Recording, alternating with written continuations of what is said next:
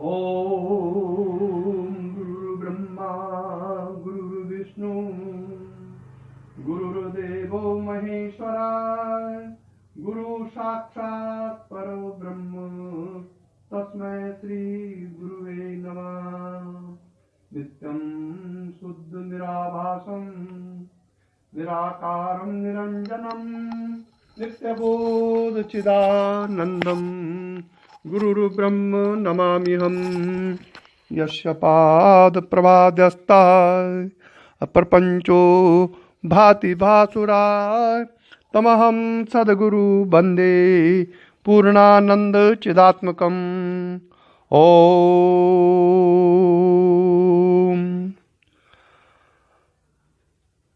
भगवत स्वरूप सद्गुरुदेव श्री देवेंद्र विज्ञानी जी महाराज की चरण कमलों में प्रणाम करते हुए इस परंपरा के सभी साधकों की आध्यात्मिक उन्नति की प्रार्थना श्री चरणों में करते हुए गीता के अध्याय 3 श्लोक 27 से आज प्रवचन प्रारंभ किया जा रहा है। कल 26वां श्लोक तक हो गया था, जिसमें ज्ञानी का क्या कर्तव्य है, अज्ञानियों के साथ कैसा उसको किस तरह से उसको ज्ञान में आरूढ़ करने के लिए जिस मार्ग से वो स्वयं अपने आप ज्ञान मार्ग में पहुंचा है उसी मार्ग से अज्ञानी को भी मार्ग पहुंचाए। अज्ञानी को कभी ज्ञान न दे बल्कि कर्मों में कुशलता के कारण उसको ज्ञान मार्ग में आरूढ़ करे। यहाँ तक हो गया था। अब है 27वां श्लोक और इसमें मूढ़ पुरुष के लक्षण क्या है इसके बारे में बताया गया है। प्रकृते क्रियमाणानि गुणे कर्माणि सर्वसा अहंकार विमूढ़ात्मा कर्ताहमिति मन्यते। ये मूढ़ पुरुष के लक्षण हैं। प्रकृते क्रियमाणानि और गुणे कर्माणि सर्वसा अहंकार विमूढ़ात्मा कर्ता अहम इति मन्यते। संपूर्ण कर्म सब प्रकार से प्रकृति के गुणों द्वारा किए जाते हैं। संपूर्ण कर्म सब प्रकार से प्रकृति के गुणों द्वारा किए जाते हैं, तो भी जिसका अंतःकरण अहंकार से मोहित हो रहा है ऐसा अज्ञानी मैं करता हूं ऐसा मानता है। अब ये इसको कहते हैं अहंकार। अहंकार इसको नहीं कहते हैं कि क्रोध आ गया तो बड़ा अहंकारी है जी। ये अहंकार यह है कि जो प्रकृति के गुणों से तो कर्म होते हैं लेकिन वह समझता कि मैं कर्म कर रहा हूं, मैं करता हूं, जो ऐसा मानता है वो मूढ़ पुरुष है। कर्ता, अपने को कर्ता मानना कि मैं कर रहा हूं, मैं नहीं कर रहा हूं बल्कि ये कर्मेंद्रियां ज्ञानेंद्रियां ये प्रकृति के द्वारा किया जा रहा है। ये मूढ़ पुरुष के लक्षण कहें। और इसमें वास्तविकता यह है, ये कहा गया है कि जिस तरह एक आसक्त चित अज्ञानी कर्म करे जग में उस तरह उचित है ज्ञानी को नित चले धर्म शिक्षित मग में। अब ये जो श्लोक है प्रकृति क्रियमाणानि, इसके लिए कहते हैं कि गुण कर्म प्रकृति से हैं सारे, गुण कर्म प्रकृति से हैं सारे, यह चक्र कर्म यूं ही है फिरता, मद मोहित अंतःकरण पुरुष कहता है हूं सब मैं करता। ये मूढ़ पुरुष के लक्षण कहे गए हैं। अब कर्मासक्त जन समुदाय की अपेक्षा सांख्य योगी की विलक्षणता का प्रतिपादन। तत्ववित्त महाभावो 28वां श्लोक है। तत्ववित्तु महाभावो गुण कर्म विभागयो और गुणा गुणेषु वर्तन्त इति मत्वा न सज्जते। क्या है? पूरी गीता में ये श्लोक बहुत महत्वपूर्ण है। तत्त्ववित्तु महाभावो गुण कर्म विभागयो गुणा गुणेषु वर्तन्त इति मत्वा न सज्जते। भगवान कृष्ण कह रहे हैं, हे अर्जुन, वास्तव में हे महाभावो, परंतु हे महाभावो, गुण विभाग और कर्म विभाग, गुण विभाग और कर्म विभाग तत्व को जानने वाला ज्ञान योगी संपूर्ण गुण ही गुणों में बरत रहे हैं, ऐसा समझकर उनमें आसक्त नहीं होता।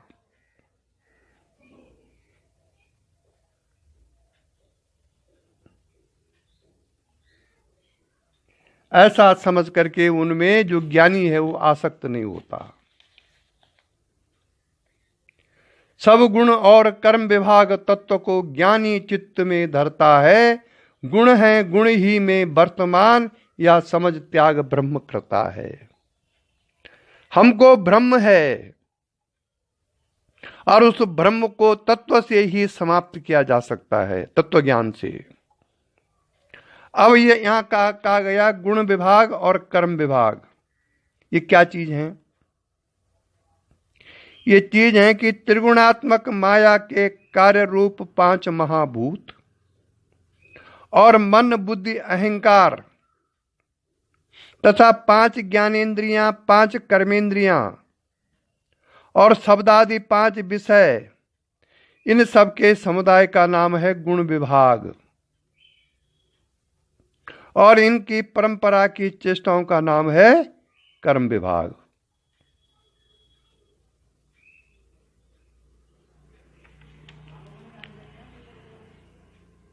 इसलिए तत्वज्ञानी को ही इसका पता चलता है। तत्वज्ञान से पहले इसका पता नहीं चल पाता है, गुण विभाग और कर्म विभाग का। इसलिए तत्वज्ञान की साधना करनी चाहिए। अब ये सृष्टि कैसे ये गुण विभाग और कर्म विभाग होते हैं, इसके बारे में मैं विस्तार से वर्णन करूं आपको। सांख्य दर्शन के अनुसार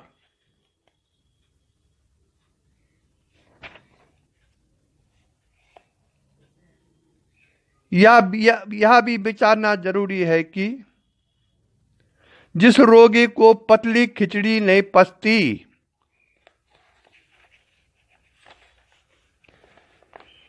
जिस रोगी को पतली खिचड़ी नहीं पचती, उनको खीर आदि गरिष्ठ पदार्थ देना बड़ी भूल है।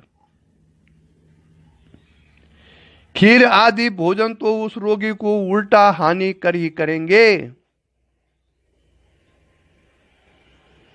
इसलिए उनको खीर न देकर पतली खिचड़ी ही खाने को देना उत्तम है। ऐसे ही ज्ञानी को चाहिए कि जो भली प्रकार से कर्म नहीं कर सकते, उनका अंतःकरण अत्यंत मलिन है, उन कर्म के अधिकारियों के सामने कर्म त्याग अर्थात ज्ञान की श्रेष्ठता की बातें कभी हंसी भी में भी न करें। जो अभी कर्म, जिनका अंतःकरण अभी मलिन ही है, उनको ज्ञान कभी न दें, वरन सदा कर्म की ही बड़ाई करके ज्ञान ध्यान आदि की अपेक्षा भी कर्म को ही श्रेष्ठ बतलावें। केवल बताना ही नहीं, उनकी शिक्षा के लिए स्वयं भी बड़ी श्रद्धा भक्ति पूर्वक कर्मों को भली प्रकार से करे और उन अज्ञानियों से भी करावे। ये ज्ञानी के लिए कहा गया है। हे अर्जुन, वास्तव में न तो ज्ञानी और न अज्ञानी ही कर्म करता है।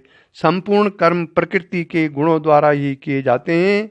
अहंकार से मोहित हुए चित्त वाला अज्ञानी तो ऐसा मान लेता कि मैं करता कराता हूं, इसलिए दुख उठाता है। परंतु गुण और कर्म के विभाग में मर्म को जानने वाला ज्ञानी ऐसा मानता है कि संपूर्ण गुण ही गुणों में बरतते हैं, मेरा इनसे कोई प्रयोजन नहीं है। इस तरह वह आत्मा को उन गुणों से पृथक जानकर अपने को अकर्ता अभोक्ता जानता है, अतः कर्मों से नहीं बनता। ये कर्मों से नहीं बंधने का एक मार्ग है। इसलिए आप लोगों के जानने के लिए गुण विभाग और कर्म विभाग के तत्व को मैं कहता हूं, कृपया सावधान होकर सुने। सांख्य दर्शन के अध्याय 1 का सूत्र 65वां है ये।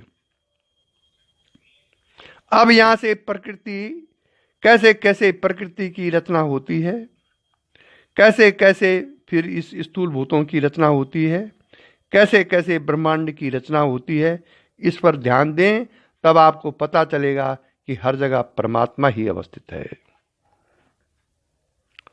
सांख्य के अनुसार संसार की रचना, और सांख्य का ये 65वां सूत्र है।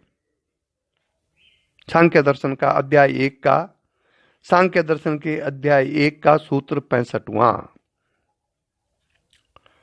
और उसका वो है सूत्र है कि सत्व रजस तमसाम साम्य अवस्था प्रकृति।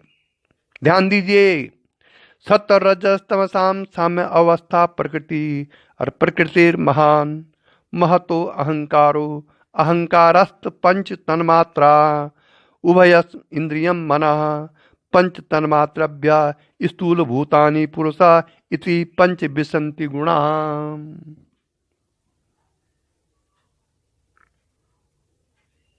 इस सांख्य के अनुसार सृष्टि संसार की रचना हो गई। और क्या है इसका अर्थ? सत्व रज तथा तमो गुण की मिली हुई एक सी अवस्था को प्रकृति कहते हैं। प्रकृति किसे कहते हैं? जब सत्व रज तथा तमोगुण साम्य अवस्था में होते हैं। साम्य अवस्था का मतलब मिली हुई सी एक सी अवस्था को प्रकृति कहते हैं। प्रकृति से महातत्व माने बुद्धि, समष्टि बुद्धि। प्रकृति से महातत्व बुद्धि, और महातत्व से अहंकार,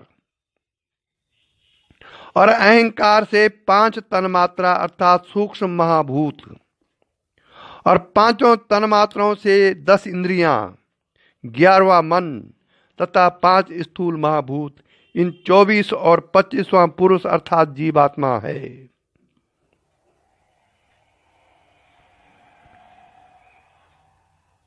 इनमें प्रकृति किसी का कार्य नहीं, केवल कारण है। इसलिए वह प्रकृति है, विकृति नहीं। कारण को प्रकृति कहते हैं और कार्य को विकृति। महातत्व, अहंकार और 5 तन्मात्रा, मतलब बुद्धि, अहंकार और 5 तन्मात्रा। तन्मात्रा मतलब जिससे कि हमको ज्ञान प्राप्त होता है, शब्द है, रस है, इस सूक्ष्म तन्मात्राएं, ये 7 प्रकृति तथा विकृति हैं। और शेष इंद्रिय आदि 16 तत्व केवल विकृति मात्र हैं। पुरुष या जीवात्मा न तो किसी का कारण है और न किसी का कार्य ही है, अतः वह न तो प्रकृति ही है और न विकृति ही है, जीवात्मा।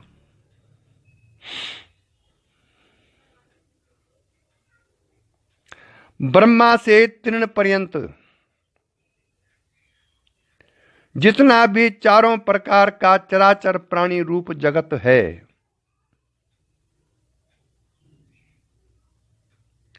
सब पुरुष प्रकृति का ही पसारा है। इसमें पुरुष तो चेतन तथा असंग है और प्रकृति जड़ है। नारायण।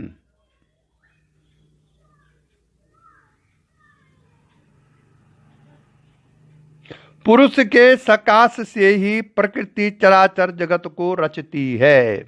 अकेली प्रकृति नहीं रच सकती है संसार को। पुरुष के सकाश से, जड़ होने के कारण प्रकृति स्वयं तो कुछ नहीं कर सकती, पुरुष के सकाश से ही सब कुछ रचती है। कैसे? जैसे पारा सूर्य के प्रकाश से अनेक क्रियाएं करता है, बिना सूर्य की सत्ता के स्वयं कुछ नहीं कर सकता है वो पारा। ऐसे ही पारा रूपी प्रकृति सूर्य रूपी पुरुष के सकाश से ही सब कुछ करती है, और सूर्य रूपी पुरुष जीवात्मा असंग है। नारायण।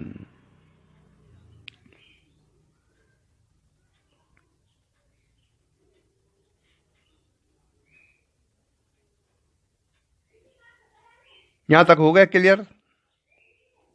अब आकाश आदि जो 5 महाभूतों की उत्पत्ति कैसे होती, इस पर प्रकाश डाला जाता है। जब पाप अधिक छा जाता है, कुल नारी दूषित हो जाती है।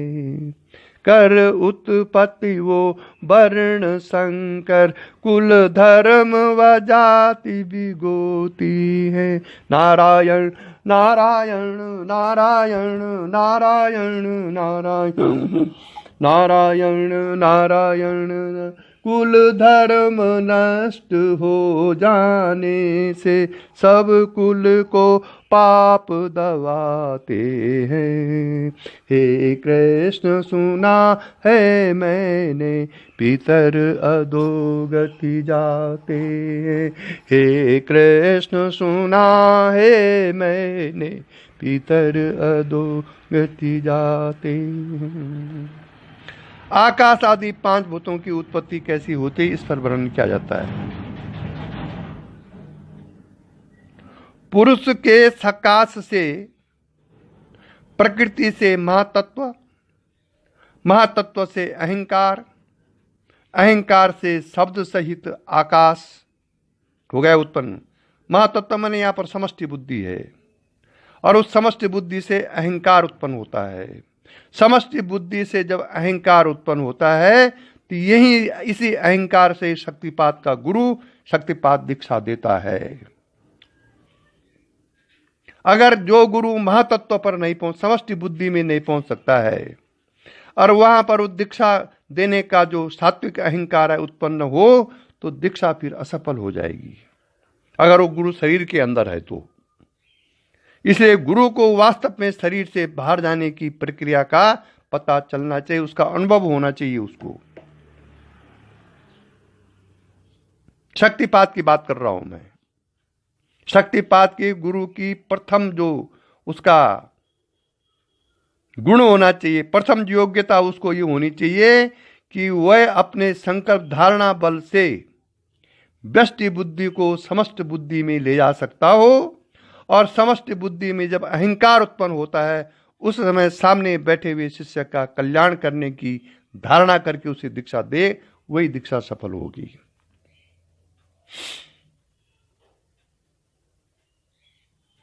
कभी कभी शिष्य की अश्रद्धा के कारण इसमें समय लग सकता है, या गुरु की अयोग्यता के कारण इसमें समय लग सकता है, लेकिन दीक्षा के समय पर शिष्य की श्रद्धा ही ज्यादा काम करती है, गुरु की शक्ति कम। खैर, मैं प्रसंग से बाहर चला गया। ये प्रकरण था आकाश आदि 5 भूतों की उत्पत्ति का। तो पुरुष के सकाश से प्रकृति से महतत्व, महतत्व से अहंकार, अहंकार से शब्द रहित नंबर 1 आकाश उत्पन्न होता है, जिसको हम शून्य कहते हैं।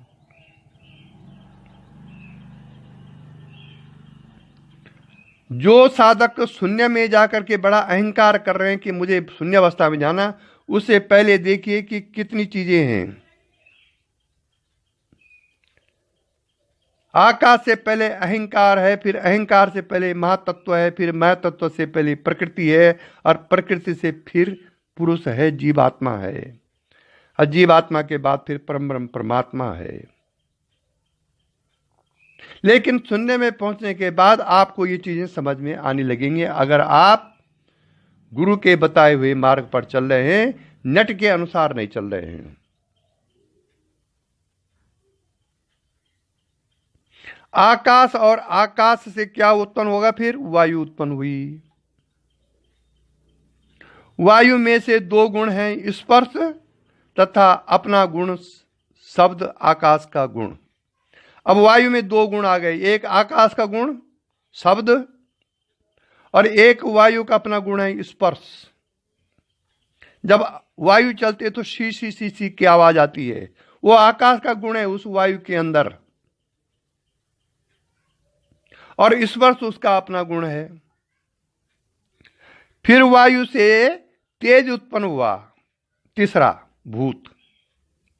तेज में तीन गुण हैं, उसका अपना गुण तो रूप है तेज का, और जो उसका शब्द है भुक भुक भुक वो आकाश का, तथा स्पर्श वायु का गुण है। उसमें जो तेज से उष्ण और ताप जो उत्पन्न होता है उससे, स्पर्श उष्ण और शीत से, वो स्पर्श वायु का गुण है उसमें। तो तेज में तीन गुण हुए, शब्द आकाश का गुण, स्पर्श वायु का गुण, और रूप उसका अपना गुण है तेज का, नारायण। फिर तेज से जल उत्पन्न हुआ। भाई साहब, ये पांच भूतों की उत्पत्ति कैसी होती है इसका वर्णन है ये। तेज से फिर चौथा जल उत्पन्न हुआ। जल में चार गुण हैं, अपना गुण तो उसका है रस, आकाश का गुण है उसमें शब्द, वायु का गुण है स्पर्श, और रूप तेज का है, तथा रूप गुण जो है उसका तेज का रूप है, गुण है उसमें, तथा अग्नि का गुण है। रूप देखो, आकाश का शब्द, वायु का स्पर्श, रूप तेज का अर्थात अग्नि का गुण है। जल से पृथ्वी उत्पन्न हुई, तेज जो है उसमें अग्नि का गुण है। जल से पृथ्वी उत्पन्न हुई। पृथ्वी में पांच गुण हैं। पृथ्वी का अपना गुण तो गंध है, उसमें जो शब्द का गुण है वो आकाश का है, स्पर्श का गुण है वायु का है, रूप तेज का है, तथा रस जल का गुण है। इस प्रकार से प्रत्येक भूत में एक भाग अपना गुण और दो भाग उससे पहले का गुण का है। 2 3 4 5, ये हो गई पांच महाभूतों की उत्पत्ति। अब आकाश में प्रतिध्वनित रूप शब्द है, आकाश से शब्द उत्पन्न होता है, प्रतिध्वनित रूप उसका शब्द ही है।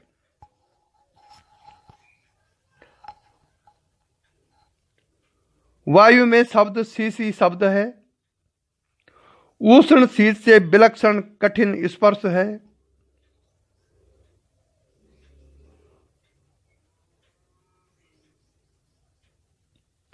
तेज में भुग भुग शब्द, उष्ण स्पर्श तथा प्रकाश रूप है तेज में।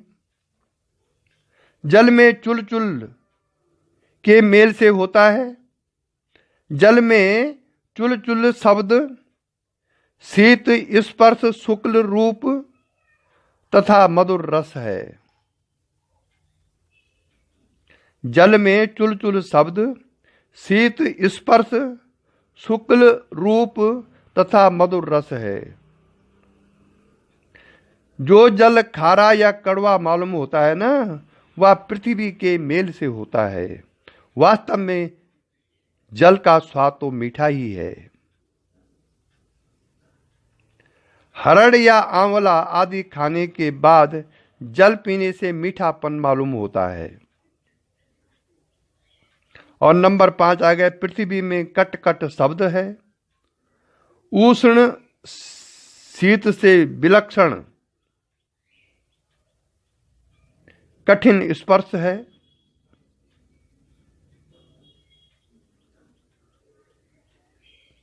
श्वेत नील पीत रक्त तथा हरे आदि रूप हैं।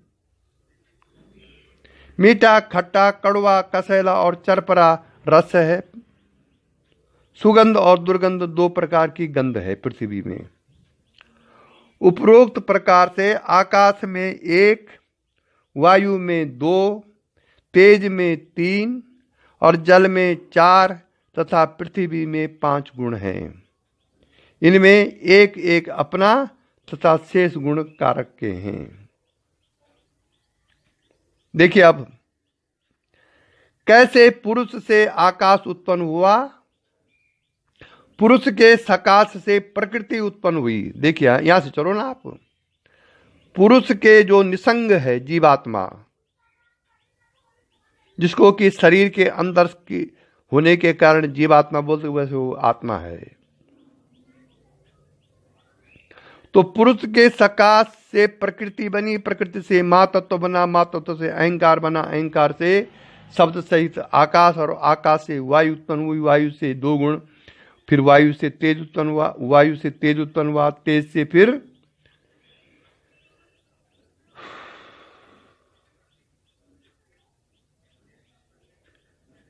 जल हुआ, और जल से फिर पृथ्वी हुई। इस प्रकार के ये आका पुरुष के सकाश से चलने प्रकृति कर रही है ये। अब आकाश, आकाश, वायु, अग्नि, जल, पृथ्वी, इनमें इसके कारण जो गुण बताए गए हैं वो उत्पन्न हुए। तो मेन क्या है, पुरुष के सकाश से जब प्रकृति हुई, ये सांख्य मतानुसार है। यहां तक आपको 5 महाभूतों की उत्पत्ति हो गई। अब इन 5 महाभूतों में सूक्ष्म शरीर और अंतःकरण की उत्पत्ति कैसे होगी। सूक्ष्म शरीर एक आपका है और एक ब्रह्मांड का सूक्ष्म शरीर है। अब देखिए आगे, सूक्ष्म शरीर और अंतःकरण की उत्पत्ति। अपंचीकृत पंच सूक्ष्म महाभूतों को मिले हुए, अपंचीकृति मतलब जब हम इन सूक्ष्म महाभूतों को मिलाते नहीं हैं, पंचीकृत नहीं करते हैं इसको। अपंचीकृत मतलब अपंचीकृत पंच सूक्ष्म महाभूतों के मिले हुए सत्व गुण से अंतःकरण अर्थात मन, बुद्धि, चित्त और अहंकार की उत्पत्ति हुई। और ऊपर कहे गए ना 3 गुण कहे गए, सत्व, रजस और तमस। ये जब साम्य अवस्था में होते हैं तो प्रकृति बनती है। अब उन गुणों के पंच सूक्ष्म महाभूतों से जो मिले हुए जो सत्व गुण से, उन सूक्ष्म भूतों में जब सत्व गुण मिलता है तो अंतःकरण अर्थात मन, बुद्धि, चित्त, अहंकार की उत्पत्ति हुई उससे, सत्व गुण से। नारायण बोलना पड़ेगा।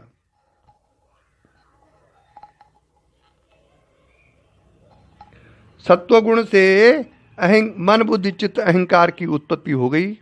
इसलिए सात्विक अहंकार को बुरा नहीं माना गया ज्ञान में।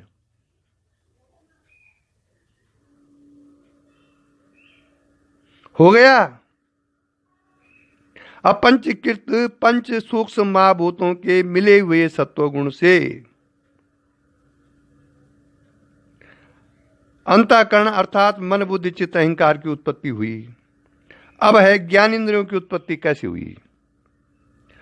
अपंचीकृत पंच महाभूतों के पृथक पृथक सत्व गुणों से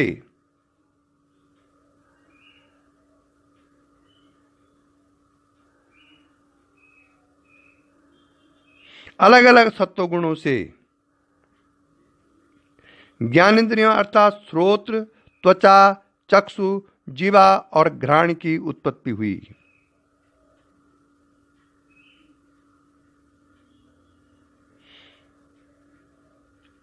श्रोत्र की आकाश से, त्वचा की वायु से, चक्षु की तेज से, जीवा की जल से तथा घ्राण की पृथ्वी के सत्व गुण से उत्पत्ति हुई।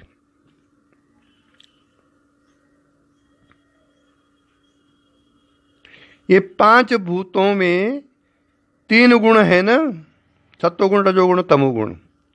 तो पृथक पृथक सत्वगुणों से पांचों भूतों में जो पृथक पृथक सत्वगुण हैं उनसे ज्ञानेंद्रियों की उत्पत्ति हुई।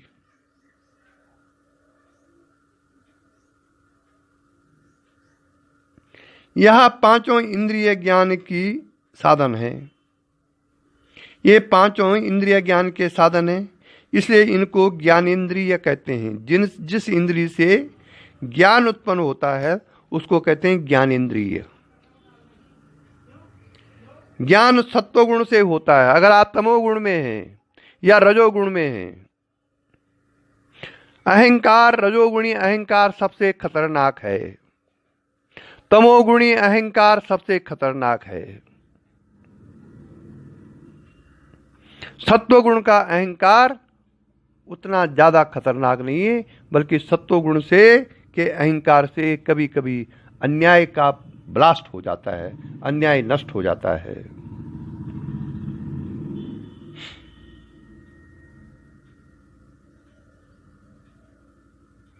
इन सत्वगुण से, ज्ञान सत्वगुण से होता है, अतः इनकी उत्पत्ति भूतों के सत्वगुण से हुई है।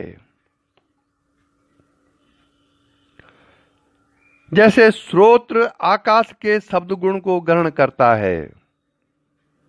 श्रोत्र माने कान, दिशाएं बाहर समष्टि में। अतः श्रोत्र की उत्पत्ति आकाश के सत्वगुण से है। नारायण बोलना पड़ेगा कि नहीं? अगर आप इसको ध्यान में रखेंगे, जो मैं समझा रहा हूं गुरुदेव की कृपा से, संतों की कृपा से, मैंने भी पढ़ा है कहीं, मैं भी कहीं से बोल रहा हूं, तो आपको सृष्टि रचना जब समझ में आ जाएगी तो मोक्ष में सरलता मिलेगी, मोक्ष मार्ग में जाते समय। आजकल तो नेट का जमाना है, लोग शास्त्र के विपरीत भर देते हैं नेट में, और हमको भी नेट खोलने की बड़ी आदत है। हम वहां से जो ज्ञान ग्रहण करते हैं वो वास्तविक ज्ञान नहीं है। वास्तविक ज्ञान है तत्संबंधित शास्त्र से प्राप्त करना, गुरु के वाणी से, उससे प्रार्थना करके गुरु के वाणी से जो ज्ञान उत्पन्न होता है उसको ग्रहण करना। निर्जीव नेट कैसे ज्ञान दे सकता है? अगर निर्जीव नेट के ज्ञान से तो आप निर्जीव ही होंगे। फिर जो उपनिषद हैं, गीता है, आपका रामायण है, वो क्या कहते हैं, ज्ञान संबंधी जितने पुस्तकें हैं, तैत्तिरीय उपनिषद है, आपका जितने भी योग के शास्त्र हैं वो ऋषियों ने अपने अनुभव से लिखे हैं। वर्तमान में जितने भी शास्त्र छप रहे हैं नए नए, या नेट पे जो कुछ आ रहा है वो नकल है, और नकल में तो गलती भी हो सकती है।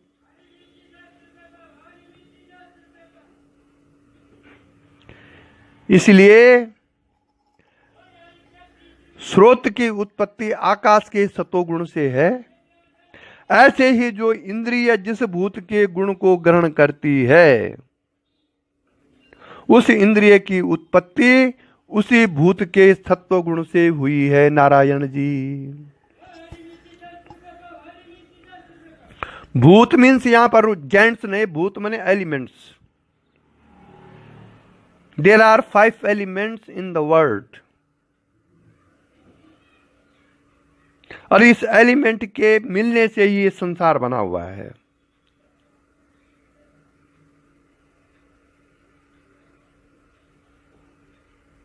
नील गगन पे धूप लगे तो धोता उसको पसीना, हरदम धोता उसको पसीना। राख न होगी माटी मेरी आंखों की नीना, चंदन है माटी मेरे देश की, चंदन है माटी मेरे देश की। जिस भारत भूमि में ऐसे से महापुरुष पैदा हुए हैं जिन्होंने सूखे पत्ते खाकर, स्रोत का पानी पीकर, जंगलों में रह करके, अपने मन प्राण सुखा करके हमको ये विरासत दी है अध्यात्म की। आज हम सब भूलते नजर आ रहे हैं इस चीज को। झूमती झेलम गाती गंगा, जागती है कावेरी, पल क्षण जागती है कावेरी। राख न होगी माटी मेरी आँखों की नीना, चंदन है माटी मेरे देश की। इसलिए यदि आपको अध्यात्म प्राप्त करना है तो पूर्व ऋषियों की जो थातियां हैं, पूर्व ऋषियों द्वारा जो उपनिषद गीता लिखी गई है, वो उन्होंने अपने अनुभव से लिखी है और वही आपको मोक्ष मार्ग में उससे ही मार्गदर्शन लेना चाहिए।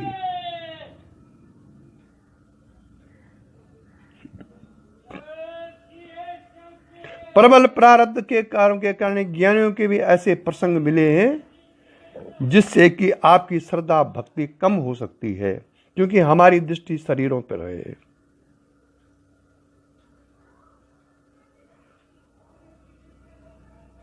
और ज्ञानी तो प्रारब्ध भोग करके अपने मन की निर्मलता प्रारब्ध भोग के कारण ही कर्मों को भोगता है। खैर नहीं भाई, ये भी प्रसंग से बाहर हो गया।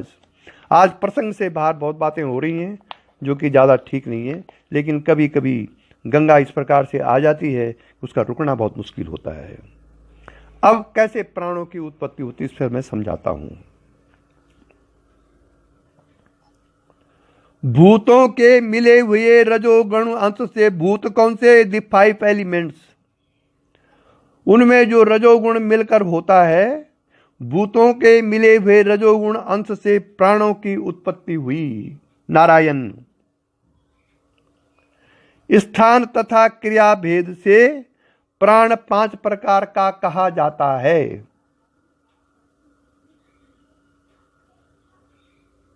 जिसका स्थान हृदय तथा क्रिया भूख प्यास है। भूख प्यास प्राण को लगती है, हमको नहीं लगती है भाई साहब, उसको प्राण कहते हैं। जिसका स्थान गुदा और क्रिया मलमूत्र उतारना है।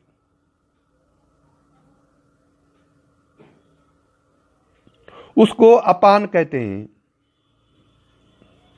हृदय में प्राण रहता है और उसकी क्रिया है भूख प्यास।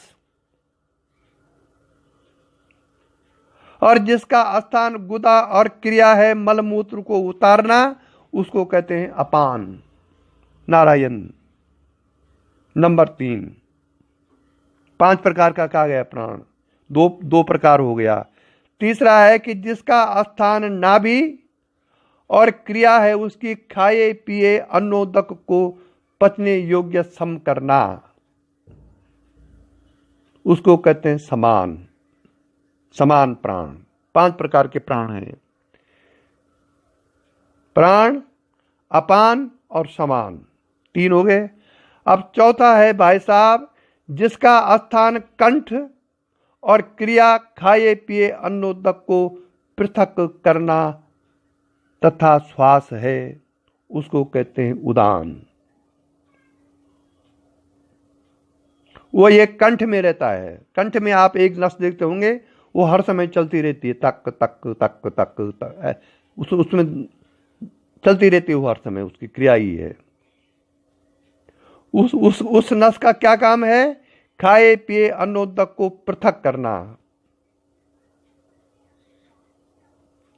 और श्वास लेना, इसको कहते हैं उदान। जब आप चढ़ाई में चढ़ते हैं तो उदान प्राणी काम करता है। जब आप पेड़ में चढ़ते हैं तो उदान प्राणी काम करता है। अंत समय में जब शरीर छूटता है तो ये उदान प्राणी ही आपको सुषुम्ना मार्ग से ऊपर ले जाता है। नारायण बोलना पड़ेगा। और 5वां है कि जिसका स्थान सर्व शरीर तथा क्रिया रस मेलन है, उसको ज्ञान कहते हैं। प्राण चंचल है और चंचल स्वभाव रजोगुण का है। भूतों के रजोगुण के अंश से प्राण की उत्पत्ति हुई। मैं कहीं दीक्षा दे रहा था और मुझको हुई क्रिया, वहां चर्चा चल रही कि गुरु कहां से हुआ, ये गुरु को तो क्रिया नहीं चलनी चाहिए, ये चर्चा चल रही थी। मैंने उनको क्या बोलना था, मैं उनकी श्रद्धा भक्ति समझ गया था। पूर्व गुरु को कोई क्रिया नहीं होती होगी, तो उन्होंने एक धारणा बना कि गुरु को क्रिया नहीं होनी चाहिए। अरे भाई, 5 प्राण हैं रजोगुण जिससे उत्पन्न हुए हैं, तो क्रिया कैसी नहीं होगी भाई?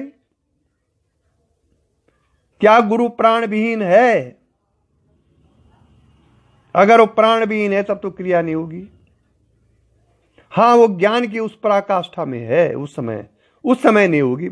जब वहां से नीचे उतरे तो क्रिया होगी, जो शरीर में आएगा, मन में आएगा, बुद्धि में आएगा, संसार में आएगा। ऐसा तो है नहीं कि गुरु हर समय बिल्कुल एकदम समाधिस्थ है, एकदम चिदाकाश में रम रहा है। समाधिस्थ खैर हर समय रहता है वो, लेकिन एकदम चिदाकाश में रम रहा है, कोई उसमें कोई हिलडुल नहीं है। ऐसा तो कभी नहीं हुआ, तो भगवान कृष्ण को नहीं हुआ, जो कि साक्षात पूर्ण ब्रह्म परमात्मा कहे गए हैं। उन्होंने भी तो 84 साल में कुरुक्षेत्र की लड़ाई लड़ी, भगवान श्री कृष्ण ने।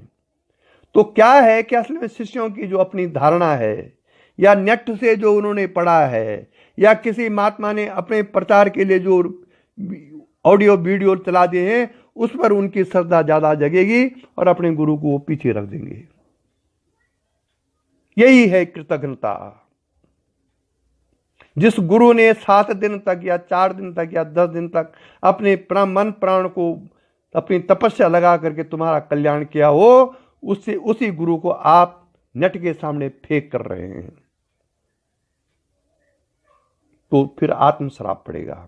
गुरु श्राप नहीं देता कहीं। जो गुरु श्राप देता हो वो गुरु नहीं, मूढ़ है, मूर्ख है वो। श्राप देना काम तो, श्राप और वरदान देना तो शिव जी का काम है। गुरु प्रार्थना कर सकता है। शिव कोई बाहर तो है नहीं, है तो अंदर ही हो। पर गुरु कब होता है? जब वो आधा माया में और आधा शिव में रहता है। क्योंकि माया में नहीं रहेगा तो फिर दीक्षा कैसे देगा? खैर, ये भी प्रसंग से बाहर की बात होगी, पता नहीं आज क्यों हो रहा है ऐसा। अब प्राणों की उत्पत्ति हो गई। अब है कर्मेंद्रियों की उत्पत्ति। कर्मेंद्रिय आप जानते ही हैं, जिससे हम कर्म करते हैं, उसको कर्मेंद्रिय कहते हैं।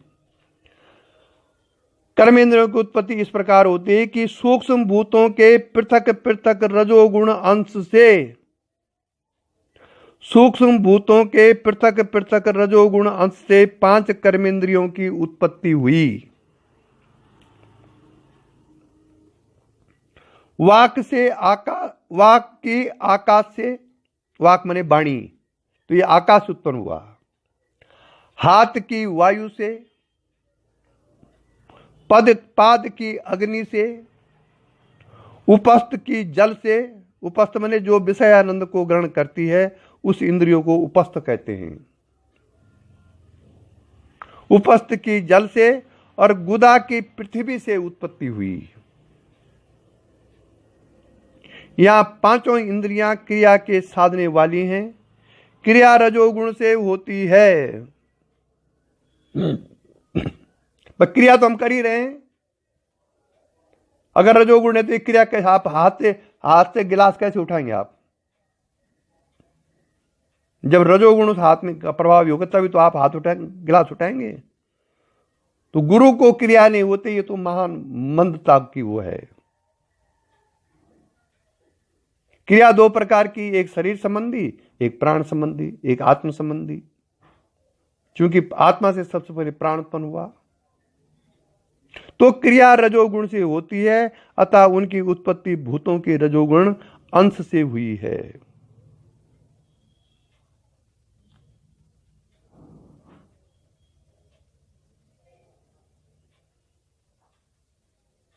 अब निष्कर्ष ये निकला, तत्वों का जो निष्कर्ष निकला वो इस प्रकार से निकला कि सब भूतों के मिश्रित सत्व गुणों से मन बुद्धि चित्त अहंकार उत्पन्न हुआ। और उन चारों के जो क्रिया है वो है, मन का क्रिया है संकल्प विकल्प करना, बुद्धि का क्रिया है निश्चय करना, चित्त की क्रिया है चिंतन करना, और अहंकार की क्रिया है अहंकार करना। फिर दूसरा आया, सब भूतों के मिश्रित रजोगुण से 5 प्राण उत्पन्न हुए। और वो 5 प्राण है प्राण अपान समान उदान। उनकी क्रिया है, प्राण की क्रिया है भूख प्यास लगना, अपान की क्रिया है मलमूत्र त्यागना, समान की क्रिया है अन्नोदक पचाना, और उदान की क्रिया है श्वास प्रश्वास लेना और रस मिलना। अब है पृथक पृथक पंचभूतों से उत्पत्ति। पंचभूत आकाश से क्या उत्पन्न हुआ? सतोगुण से श्रोत्र।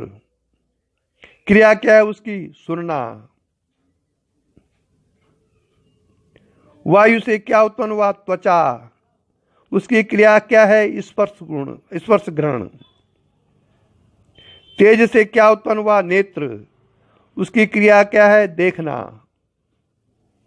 जल से क्या उत्पन्न हुआ? पंचभूत है नहीं तो जिभा। उसकी क्रिया क्या है? रस लेना। और पृथ्वी से क्या उत्पन्न हुआ? घ्राण, इंद्रिय घ्राण। घ्राण इंद्रिय उत्पन्न हुई उससे, और उसका काम है गंध ग्रहण करना। ये 5 भूतों के सतोगुण से उत्पन्न हुआ। अब रजोगुण से क्या उत्पन्न हुआ? 5 भूतों के। आकाश से क्या हुआ? वाक इंद्रिय। क्रिया क्या है इसकी? बोलना। वायु से क्या उत्पन्न हुआ? रजोगुण से। वायु के रजोगुण से क्या उत्पन्न हुआ? हाथ, लेना देना।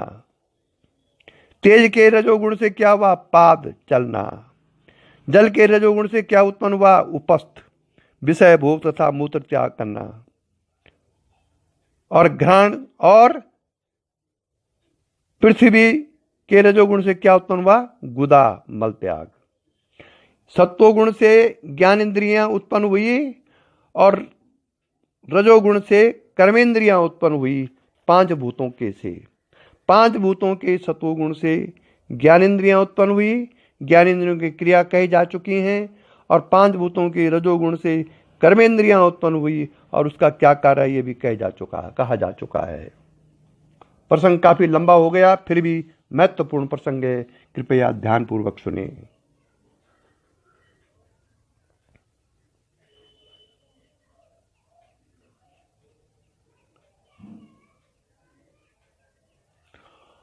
ओम। उपरोक्त 5 ज्ञानेन्द्रियां तथा अंतःकरण चतुष्टया, इनको कहते हैं अध्यात्म। क्योंकि ये आत्मा के आश्रय हैं। जो भी चीज आत्मा के आश्रय होती है उसको कहते हैं अध्यात्म। पंचभूतों के सतोगुण अंश से दिशा, वायु, सूर्य, वरुण, अश्विनी कुमार, अग्नि, इंद्र, वामन, प्रजापति, यम, चंद्रमा, ब्रह्मा, वासुदेव तथा रुद्र, ये 14 देवता उत्पन्न हुए।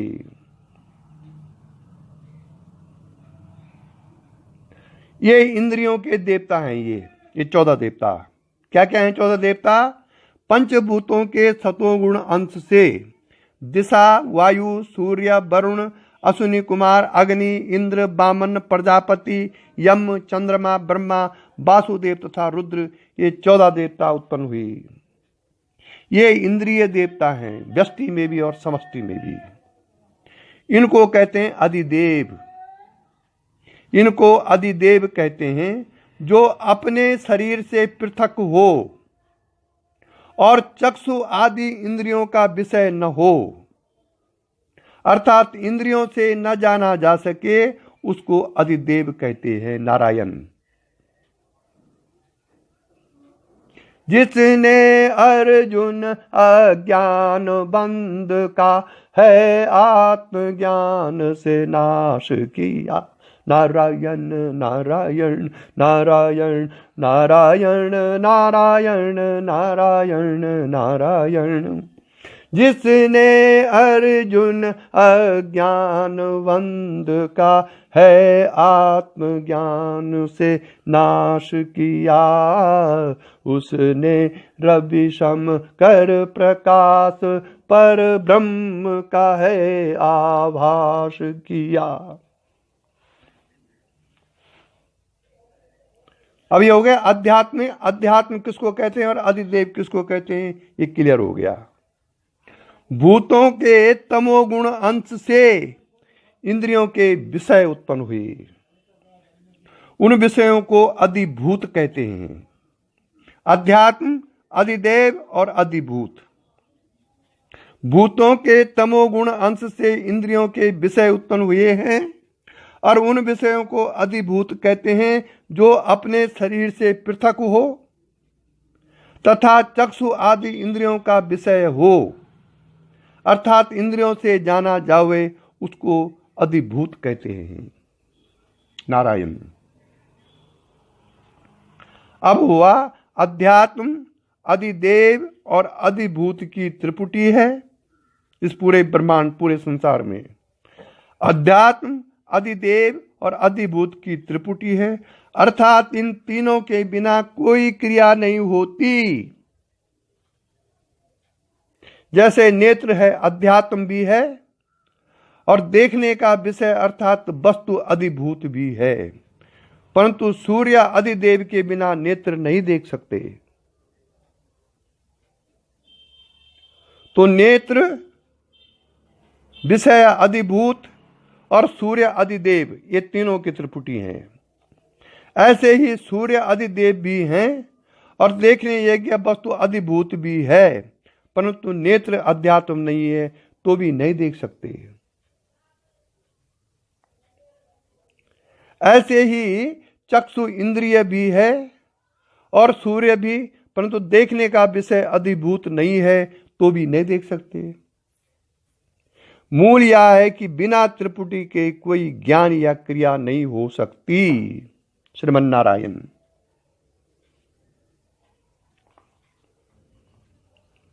इसलिए त्रिपुटियों के बारे में मैं कुछ प्रकाश डालना चाहता हूं, जिससे कि हम लोग आत्मज्ञान की ओर जा सकें। यही इसका आशा है और किसी अपनी विद्वता दिखाना नहीं है, अपनी मन की वासना को पूरा करना नहीं है। केवल शिष्यों के कल्याणार्थ, साधकों के कल्याणार्थ ये प्रवचन किए जा रहे हैं, जिससे कि मैं शिष्यों की सेवा के भार से मुक्त हो सकूं। अब त्रिपुटियों के चित्र हैं। इंद्रिय अध्यात्म क्या है, श्रोत्र। देवता क्या है, इसका अधिदेव दिशा, और इसका विषय जो अधिभूत है वो क्या है, शब्द। ठीक ऐसे ही त्वचा, इंद्रिय त्वचा, त्वचा जो इंद्रिय है उसका देवता है वायु और विषय उसका स्पर्श। चक्षु इंद्रिय देवता, इंद्रिय है चक्षु और उसका देवता है सूर्य और उसका विषय है रूप। ध्यान दीजिए, इंद्रिय है जिह्वा और वरुण उसका देवता है और विषय उसका है रस। ये हैं तीन त्रिपुटियां। इंद्रिय है घ्राण, अश्विनी कुमार उसका देवता है और गंध उसका विषय है। नारायण।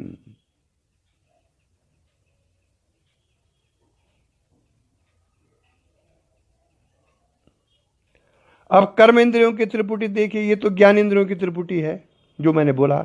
अब कर्म इंद्रियों की त्रिपुटी देखिए। वाक इंद्रिय है, वाक, और वाक माने वाणी, कर्म इंद्रिय है ये, और उसका विषय देवता है अग्नि और विषय है वचन। इंद्रिय है हस्त, उसका देवता है इंद्र और उसका कार्य है, विषय है लेना देना। पाद, पाद इंद्रिय, उसका देवता है वामन और विषय है चलना। उपस्थ, उसका देवता है प्रजापति और विषय है उसका रति भोग। गुदा इंद्रिय है, कर्म इंद्रिय है गुदा, और उसका देवता है यम और विषय है मल त्याग। समझ रहे हैं ना? ज्ञान इंद्रियों के त्रिपुटियों के चित्र हैं ये, और कर्म इंद्रियों के त्रिपुटियों का वर्णन है ये। अब तीसरा है अंतःकरण त्रिपुटी। जैसे ज्ञान इंद्रियों में त्रिपुटी है, कर्म इंद्रियों में त्रिपुटी है, उसी प्रकार से अंतःकरण में भी त्रिपुटी है। मन, ये मन अंतःकरण में आ गया ना भाई साहब। मन, और उस मन का देवता है चंद्रमा। संकल्प विकल्प करने की योग्य वस्तु है ये मन। संकल्प विकल्प करता है ये जो इसके योग्य होती है। बुद्धि, इसका देवता है ब्रह्मा और विषय है निश्चय करने की योग्य वस्तु। चित्त, इसका देवता है वासुदेव और ये चिंतन करने योग्य वस्तु है, इसका विषय है। अहंकार, इसका देवता है रुद्र और अहंकार का जो विषय है इसका विषय है। हे अर्जुन, अब भगवान आगे कहते हैं, हे अर्जुन, अपंचीकृत भूत तथा उसके कार्य, अंतःकरण, प्राण, कर्मेंद्रियों और ज्ञानेंद्रियों को सूक्ष्म सृष्टि कहते हैं। यह अभी सूक्ष्म सृष्टि चल रही है भाई साहब। इस सूक्ष्म सृष्टि का ज्ञान इंद्रियों से नहीं होता। नेत्र तथा नासिका आदि के गोलकों को रहने का स्थान को तो इंद्रियां देख सकती है, परंतु गोलकों में रहने वाली जो सूक्ष्म इंद्रियों को नेत्रादि इंद्रिय विषय नहीं कर सकती, इनके देवताओं को। ये जो सूक्ष्म सृष्टि हमारी है अंदर, सूक्ष्म जो देवता है इंद्रियों के अंदर, उसको ये इंद्रिय नहीं देख सकती है। सूक्ष्म सृष्टि के पश्चात इस स्थूल सृष्टि के लिए भूतों का पंचीकरण हुआ।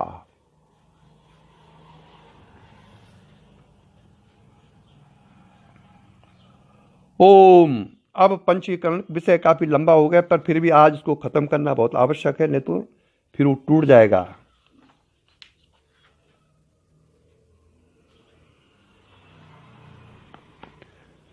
अब स्थूल सृष्टि का पंचीकरण कह रहे हैं हम। एक एक भूत के दो दो समान भाग हुए। ध्यान दीजिए, एक एक भूत के मतलब एलिमेंट्स के दो समान भाग हुए। आधा आधा भाग तो सब भूतों ने अपने पास रखा और शेष आधे आधे भाग के समान चार चार भाग करके दूसरे चार भूतों में बांट दिए। इस तरह हर एक भूत में आधा भाग तो अपना और आधा भाग अपने से इतर चारों भूतों को मिला। नारायण, इसको कहते हैं पंचीकरण। जैसे आकाश का अर्ध भाग तो पृथक रहा और अर्ध भाग के समान चार भाग हुए। उनमें से एक भाग वायु को, एक भाग अग्नि को, एक भाग जल को, एक भाग पृथ्वी को दिया। ऐसे ही औरों को भी जान लेना। ये मैंने एक एग्जाम्पल दिया केवल।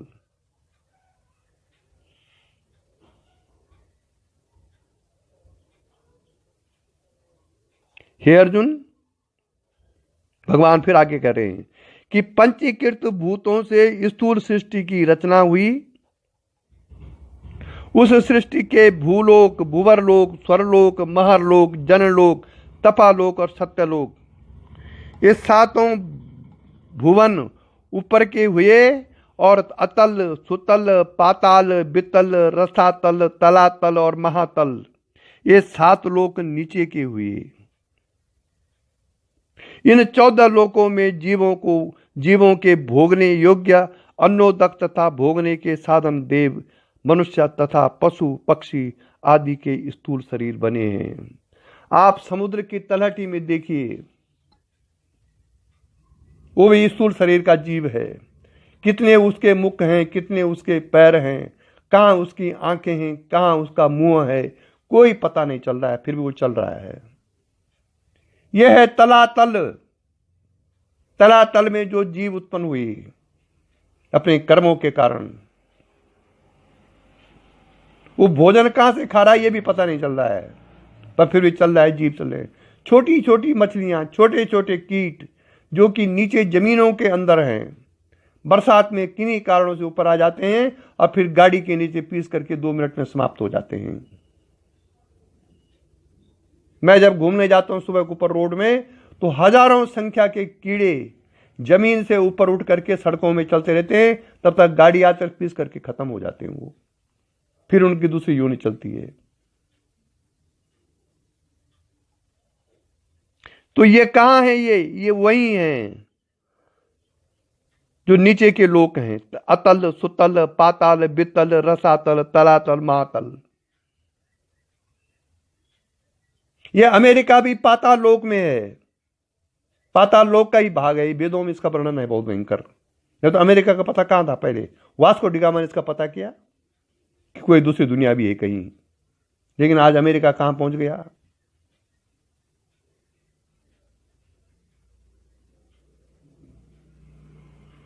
विष कन्याओं का वर्णन इसी देश से है, उस जमाने में।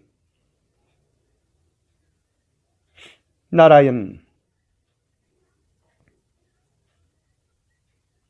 ये 7 लोक नीचे के लोक हुए। ये इन 14 लोकों के जीवों को भोगने योग्य अन्नोदक तथा भोगने के साधन देव, मनुष्य तथा पशु पक्षी आदि के स्थूल शरीर बने। समुद्र तल में जो कॉकटस चलता है ना, वो कई मुंहों वाला, वो भी तो योनि है, जो नीचे नीचे चलता है वो। इसलिए 7 लोग ऊपर हुए,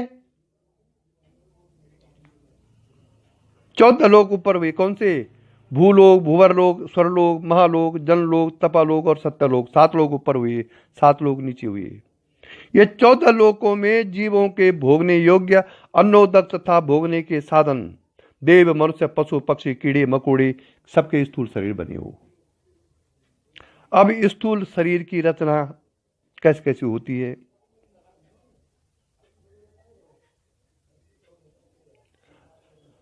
ओम। आकाश के 5 कार्य हैं: काम, क्रोध, मोह, शोक और भय। वायु के 5 कार्य: चलना, बल, धावन, प्रसारण और आकुंचन। तेज के 5 कार्य: भूख, प्यास, आलस्य, निद्रा और कांति। जल के 5 कार्य हैं जल के 5 कार्य हैं: वीर्य, रुधिर, लार, मूत्र तथा पसीना। पृथ्वी के 5 कार्य हैं: अस्थि, मांस, नाड़ी, त्वचा तथा रोम। ये स्थूल शरीर की रचना हो गई। किसी किन्हीं किन्हीं ग्रंथ में सिर, कंठ, हृदय, उदर तथा कमर में जो आकाश है उनको ही आकाश के 5 कार्य माना है। यथा सिर में जो आकाश है वह आकाश का मुख्य भाग है, अनद शब्द का आश्रय होने के कारण। अनदनाद जो आपको कान में सुनाई देता है वो कान में नहीं आता है, वो सिर के आकाश तत्व से आता है। कंठ देश में जो आकाश है उसमें वायु का भाग है, श्वास प्रश्वास का आश्रय होने के कारण। हृदय देश में जो आकाश है उसमें तेज का भाग मिला है, पित्त का आश्रय होने के कारण। उदर देश में जो आकाश है उसमें जल का भाग मिला हुआ है, पिए हुए जल का आश्रय होने के कारण। कटि देश में जो आकाश है उसमें पृथ्वी का भाग मिला हुआ है, गंध का आश्रय होने के कारण। काम, क्रोध, शोक, मोह तथा भय स्थूल देह के धर्म नहीं है, ये तो सूक्ष्म देह के धर्म है। अन्य ग्रंथों में रीति से तो काम, क्रोध आदि सूक्ष्म शरीर के ही मुख्य धर्म है। स्थूल शरीर तो इनकी केवल प्रतीति मात्र है, जैसे जल की शीतलता से घड़ा भी शीतल मालूम होता है। इसलिए ये स्थूल शरीर के भी गुण धर्म कहे जाते हैं। अब आकाश के 5 कार्य। नंबर 1, शोक। आकाश का मुख्य कार्य है, क्योंकि जब शोक उत्पन्न होता है तब शरीर शून्य के समान हो जाता है। आकाश भी शून्य है। काम। आकाश में वायु का भाग मिला हुआ है, क्योंकि काम रूप वृत्ति चंचल है, वह वायु का भाग है। क्रोध। आकाश में तेज का भाग मिला है। जब क्रोध आता है तब शरीर अग्नि के समान उत्तप्त हो जाता है। मोह। आकाश में जल का भाग है। मोह जल के समान पुत्रादि में फैलता है। भय। आकाश में पृथ्वी का भाग मिला हुआ है। भय होने पर पृथ्वी के समान जड़ हो जाता है। आकाश जड़ है। ये आकाश के 5 कार्य हो गए, शोक, काम, क्रोध, मोह और भय, जिसका वर्णन कैसे कैसे होता है ये किया गया है सूक्ष्म रूप में। वायु के फिर 5 कार्य हैं। प्रसारण। वायु में आकाश का भाग मिला है। प्रसारण का अर्थ फैलना है, और आकाश भी फैला हुआ है। धावन। वायु का मुख्य भाग है। धावन का अर्थ है दौड़ना, वायु भी दौड़ता है। चलन। वायु में तेज का भाग मिला हुआ है। वलन। अंगों को बलने को कहते हैं। तेज का प्रकाश भी बलता है। चलन। वायु में जल का भाग है। चलन चलने को कहते हैं। जल भी चलता है। अब ये प्रत्येक भूतों में किस प्रकार से और भूतों के कार्य हैं, इसका वर्णन चल रहा है। चलन। वायु में जल का भाग है। चलन चलने को कहते हैं। जल भी चलता है। आकुंचन। वायु में पृथ्वी का भाग है। आकुंचन संकोच को कहते हैं। पृथ्वी संकुचित होती है। तेज के 5 कार्य। तेज में आकाश का भाग मिला है। निद्रा में शरीर आकाश के समान शून्य हो जाता है। तेज में वायु का भाग है। तृषा। तेज में वायु का भाग है, क्योंकि तृषा वायु के समान कंठ को सुखाती है। क्षुधा। तेज का मुख्य भाग है, क्योंकि अग्नि के समान भूख अन्न को भस्म करती है। कांति। तेज में जल का भाग है, क्योंकि कांति धूप से घटती है और पानी भी धूप से घटता है। यद्यपि वायु आदि भूतों के भागों में भी आकाश के अन्य 4 भागों में से एक भाग मिला है, जो आकाश का मुख्य भाग नहीं कहलाता, तथापि शोक और आकाश की अतिशय तुलना है, इसलिए शोक आकाश का मुख्य भाग है। किसी किसी ग्रंथ में लोभ भी आकाश के समान ही पदार्थों को प्राप्त करके पूर्ण नहीं होता, इसलिए लोभ को आकाश का मुख्य भाग कहा है। पिता के तुल्य पुत्र की तरह कामना वायु के तुल्य है, इसलिए वायु का भाग है कामना। ऐसे ही दूसरे तत्वों को भी जान लेना चाहिए। ओम।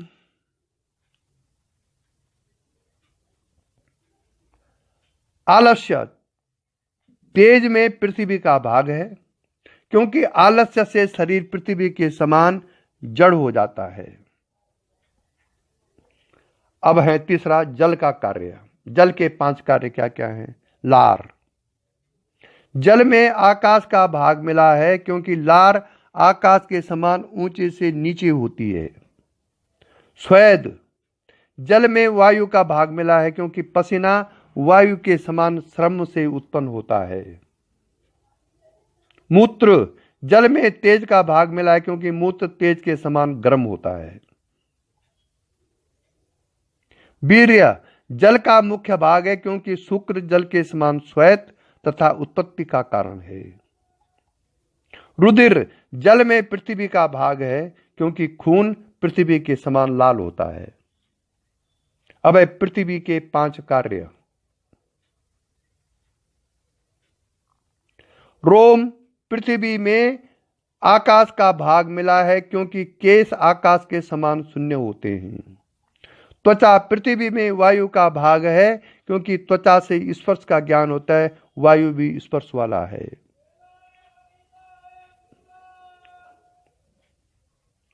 नाड़ी पृथ्वी में तेज का भाग है, क्योंकि नाड़ी से ताप का ज्ञान होता है और तेज ताप रूप है। मांस पृथ्वी में जल का भाग मिला है, क्योंकि मांस जल के सदृश गीला है।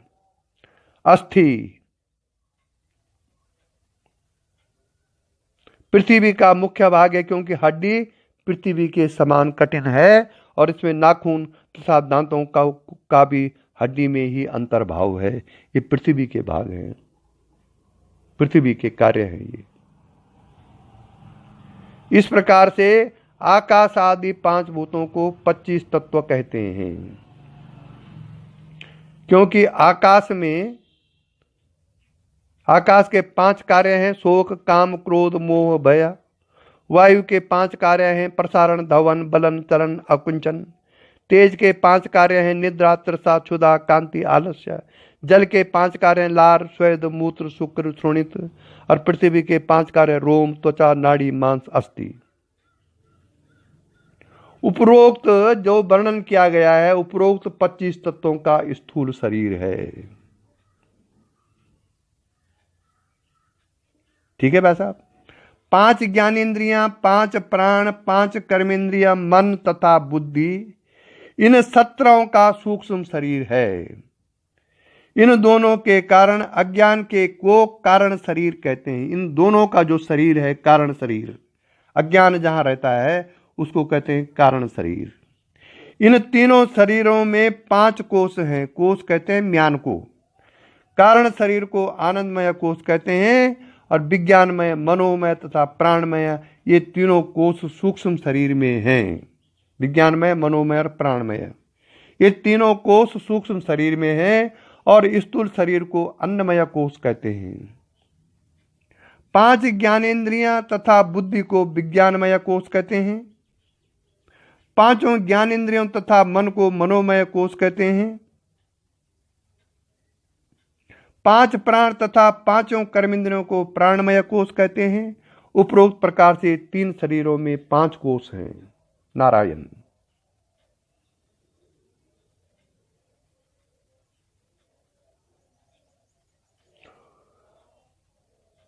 उपरोक्त सब प्रकृति का पसारा, इसी को गीता में गुण कर्म विभाग कहा गया है। गुण कर्म विभाग, गुण विभाग और कर्म विभाग।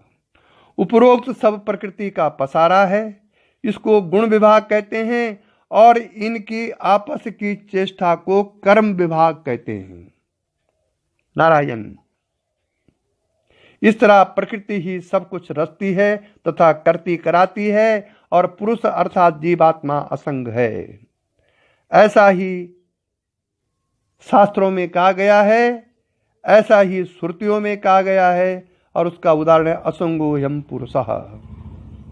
निश्चय या पुरुष असंग है, उसी को जीव, आत्मा, स्वरूप, परमात्मा, अल्लाह, गॉड अथा खुदा आदि अनेक नामों से पुकारते हैं।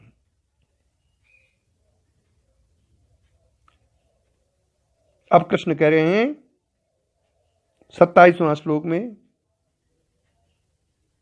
हे अर्जुन, गुण विभाग तथा कर्म विभाग रूप प्रकृति के परिणाम से तो पुरुष का भोग होता है और बुद्धि द्वारा विवेक रूप परिणाम से मोक्ष होता है। गुण कर्म तथा प्रकृति से सारे, या कर्म चक्र यूं ही है फिरता। मद मोहित अंतःकरण पुरुष कहता है कि मैं हूं करता। बुद्धि में जब विवेक उत्पन्न होगा तब मोक्ष प्राप्त होगा। अगर विवेक नहीं है तो 36 साधना करो, 36 प्राणों का लय करो, 36 क्रियाएं करो, यदि विवेक उत्पन्न नहीं हुआ तो मोक्ष मार्ग उत्पन्न नहीं होगा। फिर यद्यपि पुरुष असंग है, उसको बंध मोक्ष नहीं हो सकता, किंतु ज्ञान, सुख, दुख, राग तथा द्वेष आदि बुद्धि के परिणाम हैं और उस बुद्धि को पुरुष का अविवेक है। पुरुष में जो कर्ता भोक्तापन अविवेक से सिद्ध हैं, वही बंधन है। इसलिए वास्तव में संपूर्ण कर्म प्रकृति के गुणों द्वारा किए हुए हैं, परंतु अहंकार से मोहित हुए अंतःकरण वाला ऐसा मान लेता है कि मैं करता हूं। गुण कर्म तथा प्रकृति से सारे, गुण विभाग और कर्म विभाग के तत्व को जानने वाला ज्ञानी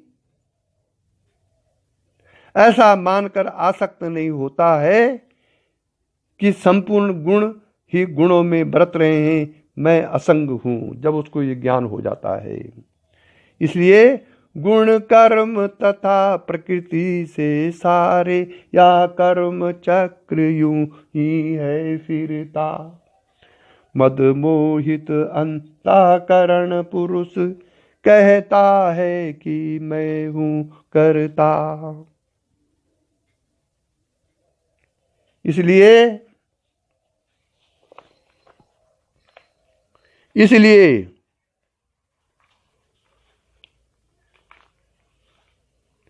मयि सर्वाणि कर्माणि सन्न्यस्यात्मचेतसा निराशीर्निर्ममो भूता युद्धस्वा विगता ज्वरा। इसलिए हे अर्जुन, मुझ अंतर्यामी परमात्मा में लगे हुए चित्त द्वारा संपूर्ण कर्मों को मुझ में अर्पण करके आज्ञान रहित नहीं, आशा रहित, ममता रहित और संताप रहित होकर तू युद्ध कर। भगवान कृष्ण अर्जुन से बोल रहे हैं। ये सब कुछ समझाने के बाद भागवत सिद्धांत के अनुकूल बचने से मुक्ति मिलेगी। अगर आप शास्त्रों का पालन करेंगे, भगवत सिद्धांत जो हैं, शास्त्रों के जो सिद्धांत हैं उसके अनुसार चलेंगे, तभी मोक्ष मिलेगा। मनमाने आचरण से मोक्ष नहीं मिल सकता है। ये मे मतमिदम नित्यम अनुतिष्ठन्ति मानवाय श्रद्धावंतो अनुसूयन्तो मुच्यन्ते तेपि कर्मभिः। जो कोई मनुष्य दोष दृष्टि से रहित और श्रद्धा युक्त होकर मेरे इस मत का सदा अनुसरण करते हैं, वे भी संपूर्ण कर्मों से छूट जाते हैं। दोष दृष्टि, दोषों को यदि देखना है भाई साहब, तो अपने दोषों को देखो कि मुझ में जलन है, कि राग है, कि द्वेष है, कि छल है, कि कपट है। दूसरों के दोषों क्यों देखते हो? दूसरों के दोष तभी देखे जाते हैं जब वो चीज अपने अंदर होती है। जैसे कुरूप स्त्री रूपवान स्त्री से जलती है। क्यों जलती है? क्योंकि वो स्वयं कुरूप है। निर्धन धनवान से जलता है, मूर्ख विद्वान से जलता है, अनात्मज्ञानी आत्मज्ञानी से जलेगा। तो जैसा हमारा अंतःकरण होता है वैसी हमारी दृष्टि हो जाती है। इसलिए दृष्टि ज्ञानमयी कृत्वा पश्येद ब्रह्ममयी जगत। जब तक आपकी स्वयं की ये चर्म आंखों की दृष्टि नहीं, अंदर की दृष्टि जब तक ज्ञानमयी नहीं हुई, तब तक आप इस जगत को ब्रह्ममय भी नहीं देख सकते हैं। एतद्यसूयन्तो नानुतिष्ठन्ति मे मतम् सर्वज्ञान विमूढ़ास्तान् विद्धि नष्टान् चेतसा। सर्वज्ञान विमूढ़ान् तान् विद्धि नष्टान् अचेतसा। क्या अर्थ हुआ इसका? परंतु जो मनुष्य मुझ में, भगवान कृष्ण कह रहे हैं, दोषारोपण करते हुए मेरे इस मत के अनुसार नहीं चलते हैं, उन मूर्खों को तो संपूर्ण ज्ञानों में मोहित और नष्ट हुए ही समझ।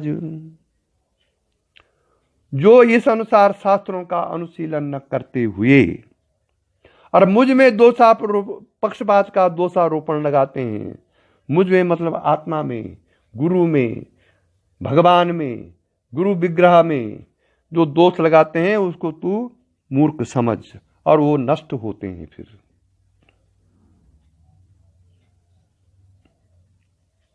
क्योंकि स्वाभाविक कर्मों में तो ज्ञानी की भी चेष्टा होती है, ज्ञानी भी जैसा उसका जीव भाव का स्वभाव होता है वैसे ही कर्म करता है, क्योंकि कर्मों में करने के लिए जीव भाव में तो आना ही पड़ेगा। इसलिए गीता कहती है स्वाभाविक कर्मों की चेष्टा में प्रकृति की प्रबलता का कथन। सदृशम चेष्टते स्वस्या प्रकृतिर्ज्ञानवानपि प्रकृति यान्ति भूतानि निग्रह किम करिष्यति। अब गीता इसका मनन नहीं करता है कोई।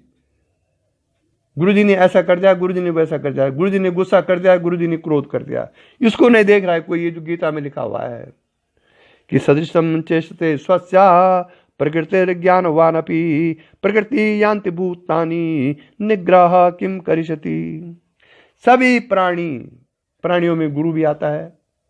सभी प्राणी प्रकृति को प्राप्त होते हैं, अर्थात अपने स्वभाव के परवश हुए, अपने स्वभाव के परवश हुए कर्म करते हैं। ज्ञानवान भी, ये देखो, ज्ञानवान भी अपनी प्रकृति के अनुसार चेष्टा करता है, फिर इसमें किसका हट क्या करेगा। ये गीता बोल रही है। सदृशम चेष्टते स्वस्या प्रकृतिर्ज्ञानवानपि प्रकृति यान्ति भूतानि निग्रह किम करिष्यति। इसमें निग्रह कैसे होगा? किस चीज का निग्रह करेंगे? तो स्वभाव के अनुसार वर्तन कर रहा है, और ज्ञान तो आत्मा की चीज है। आत्मा कोई कर्म नहीं करता। और इसी के साथ आज का प्रवचन समाप्त हुआ। आज कुछ लंबा हो गया है क्योंकि विषय ही ऐसा आ गया था। ओम गुरुर्ब्रह्मा गुरुर्विष्णु गुरुर्देवो महेश्वराय गुरु साक्षात् परब्रह्म तस्मै श्री गुरुवे नमः। नित्यं शुद्ध निराभासं निराकारं निरंजनं नित्यबोध चिदानंदं गुरुर्ब्रह्म नमाम्यहम्।